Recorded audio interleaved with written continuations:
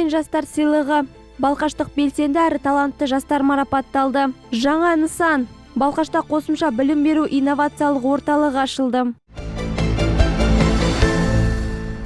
Балқаш қаласы әкімінің Өркен жастар сыйлығы табысталды. Марапат түрлі қызмет салаларында жетістіктерге жеткен, мемлекеттік жастар саясатын іске асыруға және қоғамның дамуына елеулі үлес қосқан белсенді, дарынды және бастамашыл жастарға берілді. Сыйлық 14 пен 35 жас аралығында белсенді жастарға 10 номинация бойынша табысталды.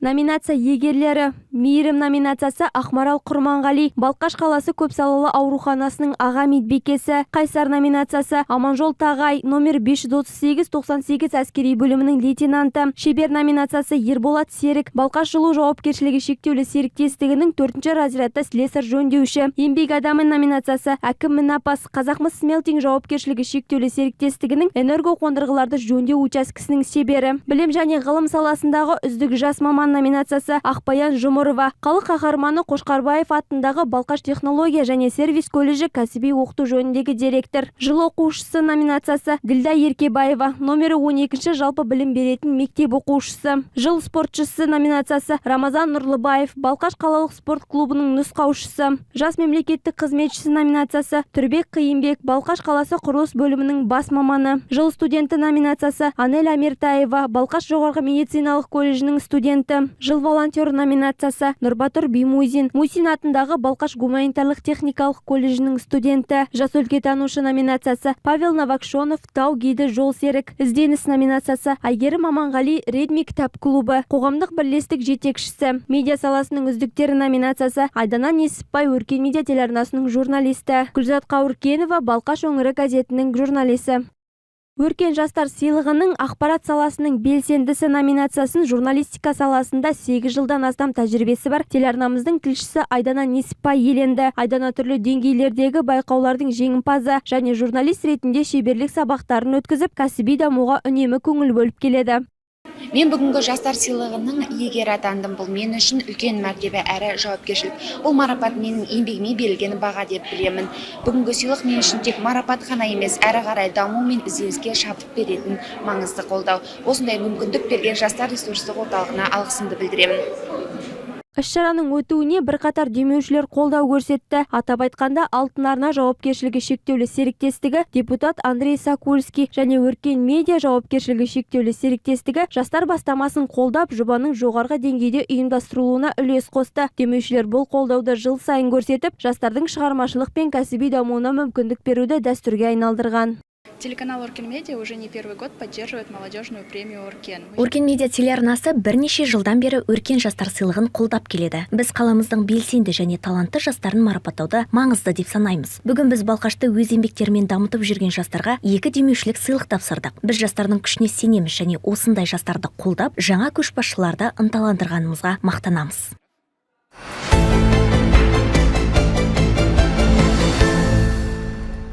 Тәуелсіздік күні қарсаңында Балқашта қосымша білім беру инновациялық орталығы салтанатты түрде ашылды. Шараға қала әкімі Сапар Сатаев, мәслихат депутаттары, мектеп директорлары, сондай-ақ әкімдік пен білім саласының өкілдері қатысты. Қаладағы қазіргі қосымша білім беру жүйелеріне назар аударсақ, Балқашта 2 ұйым 3653 оқушыны қамтып, бұл қалалық мектеп оқушыларының шамамен 33%-ын құрады. Оқушылардың қосымша білімге жеткілікті деңгейде қатыспауы жаңа орталықты ашу қажеттілігін туғызды. Жаңа орталық 2500 оқушыға арналған және заманауи инновациялық шығармашылық және техникалық бағыттағы үйірмелер өткізеді. Балқаш қаласы білім бөлімінің басшысы Қарлығаш Дүбірбекованың айтуынша, жақында орталықта жаңа зертханалар іске қосылады. Сонымен қатар бұл нысан 50-ден астам жаңа жұмыс орнын ашуға мүмкіндік бермек.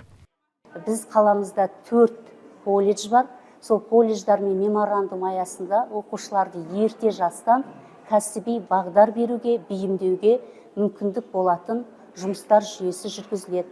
Сонымен қатар енді IT саласында, туризм саласында және масс-медиа саласында оқушылардың бүгінгі күні сұраныстары қай бағытты нарықта талап етеді, болашақ мамандықтарға соған байланысты жасалып жабдықталып отыр. Инновациялық орталықтың негізгі мақсаты оқушылардың IT қабілеттерін дамыту, техникалық дағдыларын жетілдіру және ерте кәсіби бағдар беру болып табылады. Айта кету керек, ғимарат бұрын қаламыздың педагогикалық мамандарын даярлаған білім ордасы болған. 2021 жылы ол Балқаш қаласы білім бөлімінің балансына өтіп, 2023 және 2024 жылдары құрылыс және қайта безендіру жұмыстары жүргізіліп, қазіргі заманға талаптарға сай жабдықталды. Енді оқушылар тегін қосымша білім алу мүмкіндігіне ие болды. Балқаш көлін салу білесің бе? Балқаш көлін салыңдар, жақсы? Чтобы у нас подача правильная была, обслуживание. Уже должны выходить на уровень, не просто принимать на песку людей там в зоне отдыха, а уже на международный уровень выйти, сервис, чтобы как в крупных городах, чтобы приезжали в Балқаше и купались, и сказали, что и сервис хороший, и обслуга хорошая. Орталықта Рақымжан Қошқарбаев атындағы Балқаш технология және сервис колледжімен ынтымақтастық туралы меморандумға қол қойылып, орталықта оқушыларға түрлі аспаздық және практикалық дағдыларды үйрету мүмкіндігі қарастырылған. Жаңа нысанда мұғалімдер мен оқушылар жаңа форматтағы сабақтар өткізіп, қызықты жобаларды жүзеге асыра алады. Қонақтар хай-тек цехын аралап, оқушылардың станоктағы жұмысын, паялдық және өрнек салғышпен жұмысын көрді. Бұл хай-тек кабинеті болып айтылады. Бұл жаңа заманауи аспаптармен, станоктармен жабдықталған кабинет. Бұнда әртүрлі балалар өздерінің заттарын жасалады әртүрлі. Токарлық станоктар бар бұнда, лазер станоктары, 3D принтер, выжигательный аппараттар бар. Әртүрлі станоктың көптеген түрлері бар бұл енді. Болашақта балаларға енді мынау Қазақстан халқымыздың, еліміздің болашақ мықты инженерлері, технологтар болып шығады деп ойлаймын балаларды. Орталық заманауи компьютерлік кабинеттер мен веб-камералар, көп функционалды құрылғылар, интерактивті тақталар мен сенсорлық панельдермен жабдықталған. Сондай-ақ химия мен физика кабинеттері, өндірістік станоктар, лазерлік гравировка станоктары да бар. Бұл оқытудың дәстүрлі әдістерін жоғары технологиямен үйлестіруге мүмкіндік береді. Орталық балалардың дарыны мен қабілеттерін анықтау, қолдау және дамытуға, кәсіби бағдарларын қалыптастыруға, сондай-ақ математикалық және ақпараттық сауаттылықтарын арттыруға, сыни және шығармашылық ойлау қабілеттерін дамытуға жағдай жасайды. Диана Ерланова, Әлбек Садвакасов, Оркен Медиа.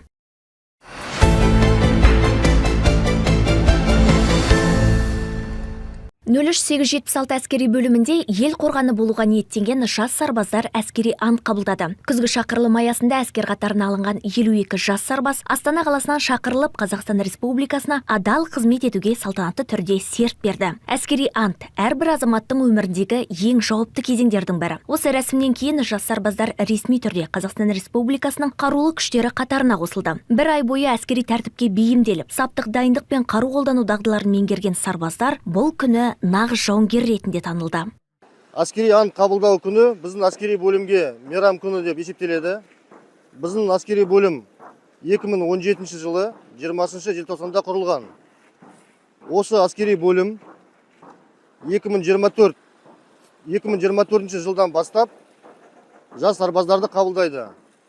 Ең мақсатымыз жас сарбаздарға жауынгерлік даярлықта дайындау, Қазақстан Республикасының Конституциясының талаптарына сәйкес ант қабылдау әр әскери қызметшінің борышы деп есептеймін.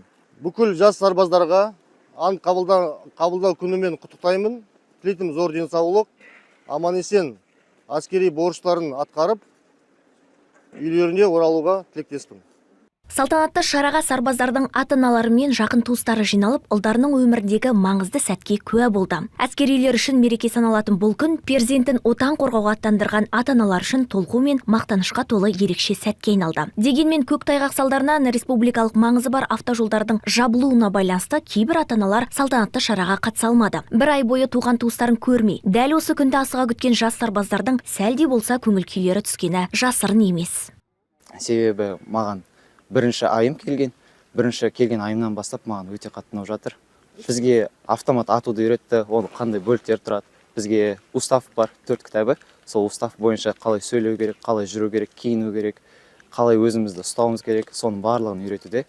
Айта кету керек, 03-876 әскери бөлімі Қазақстан Республикасы Қорғаныс министрлігінің қару-жарақ басқармасына қарайды. Бөлімнің негізгі міндеті қару-жарақ пен оқ-дәрілерді қауіпсіз әрі сапалы сақтау. Мұнда жас сарбаздар жауынгерлік жоспарларға сай тұрақты дайындықтан өтетін болады.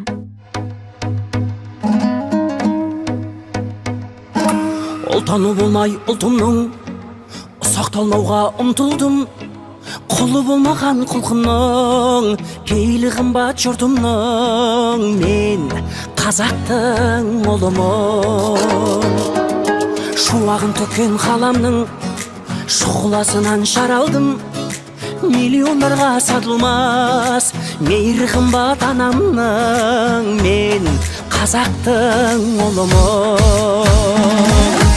Елімде туған ер қымбат, атадан қалған жер қымбат, әлемнің қисаң барлығын, бәрібір туған жер қымбат. Елімде туған ер қымбат, атадан қалған жер қымбат, әлемнің қисаң барлығын, бәрібір туған жер қымбат. Мен қазақтың ұлымын, мен қазақтың ұлымын. Жұлдызын жисаң қаламның, жұпары қымбат даламның, найза бөгізім кетермен, намысы үшін бабамның, мен қазақтың ұлымын. Құндылығымның нәрмен, ауылым қымбат жанымен, байлығын тоса басқалар, бауырым қымбат бәрінен, мен қазақтың ұлымын. Елімде туған ер қымбат, атадан қалған жер қымбат, әлемнің қисаң барлығын, бәрібір туған жер қымбат. Елімде туған ер қымбат, атадан қалған жер қымбат, әлемнің қисаң барлығын, бәрібір туған жер қымбат. Мен қазақтың ұлымын, мен қазақтың ұлымын.